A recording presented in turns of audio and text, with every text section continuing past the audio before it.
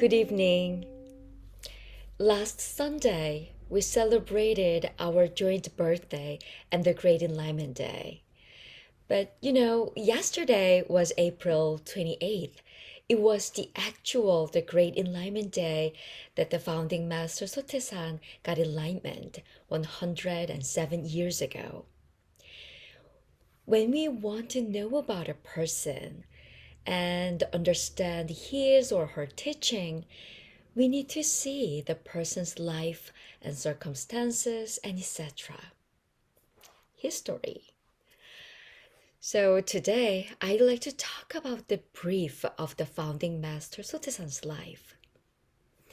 Reverend Doyan Park, one Buddhist minister of Manhattan Temple, wrote a wonderful article about Sotaesan's life for the Lion's Roar. I referred to her article and the history of One Buddhism. Sotaesan was born on March 27th, 1891, in a lunar calendar. Where he was born was Yeonggwang province, which was one of the poorest villages of the South Korea at the time. At the age of 6, he began his quest to understand the fundamental principle of universe and human life. Looking up at the sky, he wondered, how is the sky so high and wide? How can clouds and storms appear from such a clear sky? Sotaesan questioned about his own existence and anything he encountered in his life, even if his family members, like parents, brothers, and sisters, all served as models for spiritual questions. The more he became engrossed in questions, the more Sotaesan became committed to finding answers. And at the age of 11, Sotaesan heard of a traditional Korean folk legend that the mountain spirits know everything. He thought that if he could meet this mountain spirit, he would find the answers to all of his questions. It is said that Sotaesan hiked 2.5 miles from his home into the mountains, Sambatje, to offer prayer to the mountain spirit. He's never missed even one day for 5 years. But despite his untiring dedication, it never appeared. Luckily, when he was 16, Sotaesan was inspired by a story about a man who had his wishes fulfilled upon meeting an enlightened teacher.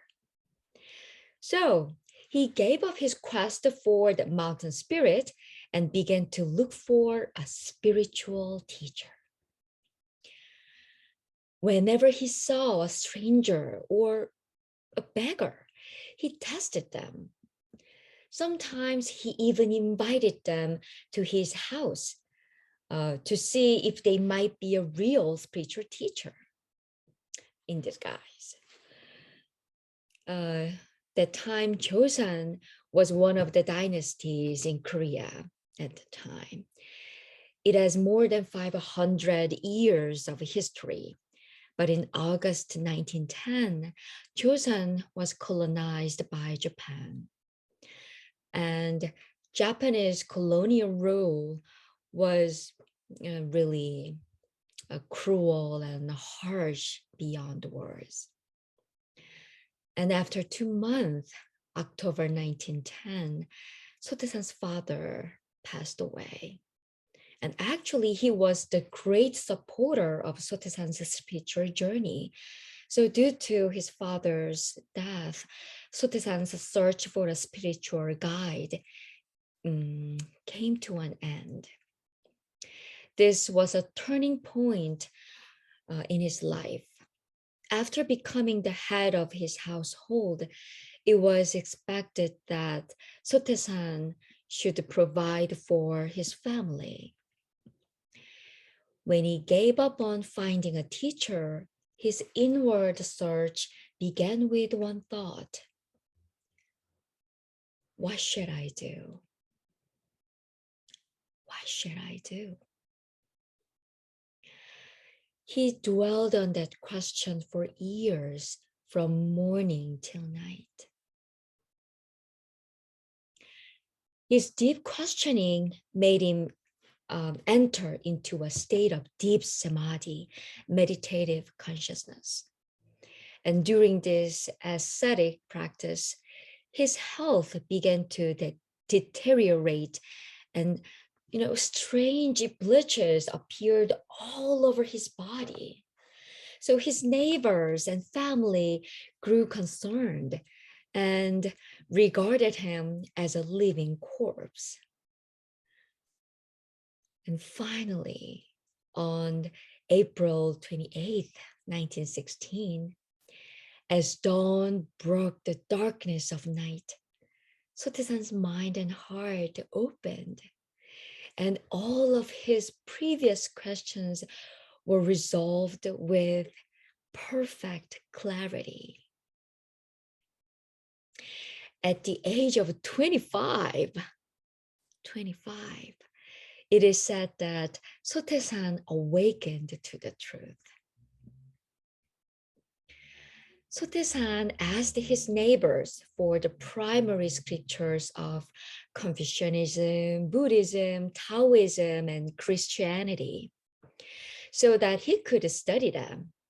After intensive reading, he said, "That which I have known has already been known by the ancient sages." And he continued, "Shakyamuni Buddha is truly the sage of sages.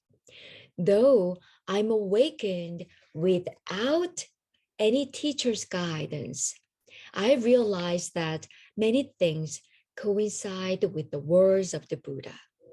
I will take the Buddha Dharma as the central tenet of my teaching." However, he thought the time of Buddhism was only for the monks. It was not suitable for lay people. Sotaesan felt that the Buddha Dharma needed to be reconstructed to be accessible and practical for everyone. And meanwhile, the news spread that he attained enlightenment. Many people began to gather for his teachings. Sooner or later, he was considered a living Buddha, not a corpse anymore. Sotaesan, but he kept thinking about how to use the Buddha Dharma in daily lives in a practical way. And there was a peak named Ongyabong. Sotaesan was able to see two villages on the top of the Ongyabong. Yongsan, where he was born and raised, was the poorest village. But the other town, Popsongpo, had a port nearby. So the town was the gateway to a new scientific civilization entered. So it was always crowded and developed day by day.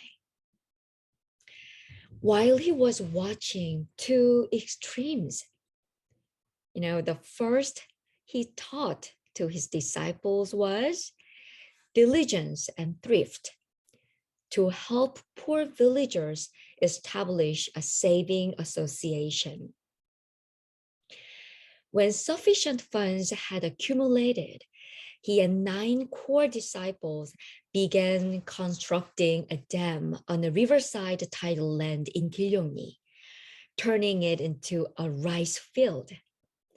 They repurposed the muddy embankment into 25 acres of fertilized land, which became the economic basis of the One Buddhist order. Sotaesan's intention was to teach his disciples not only about the Buddha Dharma, but also how to build up the economic foundation of the local community. You know why? Because he wanted them to understand, to know that mind and body were not separate. And next, Sotaesan guided his 9 disciples to offer a prayer for the salvation of all beings, for all sentient beings. On August 21st, 1919, when the 9 disciples pressed their bare thumbs on a white sheet of paper on which was written, sacrifice with no regret for all sentient beings. It is said that 9 fingerprints appeared in blood. This event, known as the miracle of the blood seal of the white paper, and this regarded as the spiritual foundation of One Buddhism. In 1924, as the community grew, Sotaesan decided to establish the general headquarters in Iksan, South Korea, which is easily accessible from all directions within the country and spacious enough to accommodate the needs of the community. In the same year, Sotaesan and his disciples had the first General Assembly for the founding of the Buddha Dharma Research Society, which was the name of the community until 1947 as One Buddhism. So it was the One Buddhist, the first name. This community was developed based on Sotaesan's vision to make the Buddha Dharma practical, useful, and beneficial to all sentient beings, so that all practitioners could attain awakening in their daily lives. And on June 1st, 1943, after 28 years of delivering the Dharma, the founding master Sotaesan passed away. A year before his passing, Sotaesan finished writing the principal book of One Buddhism. Anybody, have you heard about a transmission verse? Traditionally, a transmission verse was given to only 1 or 2 disciples right before the master passed away in traditional Korean Buddhism. However, Sotaesan announced his transmission verse to all his disciples. 2 years before he passed away, 2 years before, I think his compassion, his loving kindness to his disciples. Maybe he was waiting for his disciples to question about and think about, practice about the transmission verse and ask them if they have any questions. Sometimes I just imagine that what if I lived at that time? I could ask him anything that I have the question.